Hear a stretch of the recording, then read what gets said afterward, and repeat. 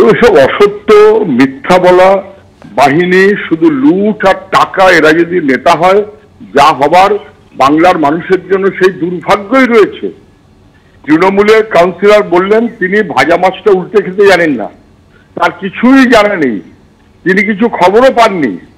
অথচ প্রমোটারের সঙ্গে তার ঘনিষ্ঠতার ছবি এলাকার মানুষ তো জানেই, এখন সেই ছবিটা প্রকাশ্যেও এসেছে। কাউন্সিলরের গাড়ি দামি, বাকি জিনিসপত্র, তার সূত্র তো এই প্রমোটাররাই, যারা দুর্নীতি করে বেড়াচ্ছে। রবিবার মাঝরাতে গার্ডেন রিচে বহুতল ভেঙে 9 জনের মৃত্যুর ঘটনায় স্থানীয় তৃণমূল কাউন্সিলর শামস ইকবাল তিনি দাবি করেছিলেন তিনি কিছুই জানেন না, কিন্তু সেই ঘটনার পর এবার সেই শামস ইকবালের সঙ্গে ধৃত প্রমোটারের ছবি ভাইরাল হলো।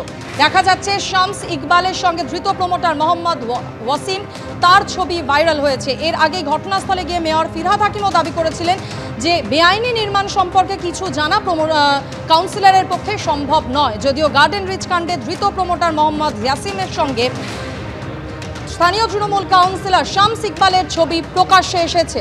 মেয়র কাউন্সিলরকে আড়াল করার চেষ্টা করলেও প্রমোটারের সঙ্গে স্থানীয় তৃণমূল কাউন্সিলর শামস ইকবালের ছবি প্রকাশ্যে, যদিও এই বিষয়ে স্থানীয় কাউন্সিলরের কোনো প্রতিক্রিয়া এখনো পর্যন্ত পাওয়া যায়নি।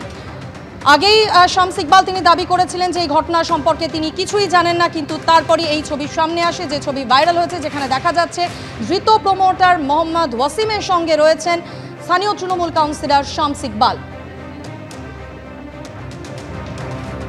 ধৃত প্রমোটারের সঙ্গে স্থানীয় তৃণমূল কাউন্সিলরের ছবি ভাইরাল হয়েছে। আর এই প্রসঙ্গে কি বলছেন বিজেপি নেতা সজল ঘোষ, দেখাবো আপনাদের।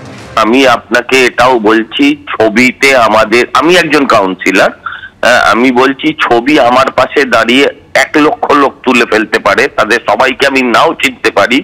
এ কথাটা যেমন সত্য, সেরকম আপনাকে আমি বুঝিয়ে বলছি, কাউন্সিলর জানবে না পাড়ায় প্রমোটিং হবে, এটা হতে পারে না। এটা কাগজে কলমে বাস্তবে অবাস্তব, এটা অসম্ভব। জনসংযোগের মাধ্যম এবার ট্রেন। লোকাল ট্রেনে চড়ে ভোট প্রচার করলেন বিষ্ণুপুরের বিদায়ী সাংসদ ও বিজেপি প্রার্থী সৌমিত্র খাঁ। ভিড় ট্রেনে ঝালমুড়ি খেয়ে করলেন প্রচার, কাজের ভিত্তিতে ভোট চাইলেন মানুষের কাছে।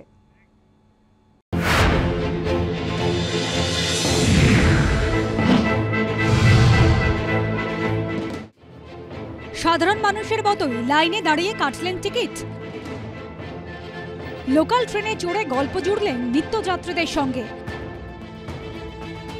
খেলেন ঝালমুড়ি, তুললেন সেলফিও। অনেকে আবার তাঁকে দেখেই জানালেন অভাব অভিযোগের কথা। আমি বলি ভাই, মোশাগ্রাম জয়েনিংটা করতে দাও, তোমাদের আর কোনো অসুবিধা হবে না। এখানে শনিবার আর রবিবারটা কি বুঝতে পারছি, এটা শুধু মোশাগ্রাম জয়েনিংটা, ওটা আমার টার্গেট ছিল। এই ট্রেনে আপনারা দুটো ট্রেন না, অনেক দুটো ট্রেন চলো, ডবল লাইন। স্যার শনিবারটা একটু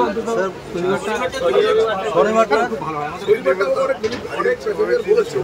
ভোট প্রচারে সোমবার এভাবেই মাঠে নামলেন বিষ্ণুপুরের বিদায়ী সাংসদ এবং বিজেপি প্রার্থী সৌমিত্র খাঁ।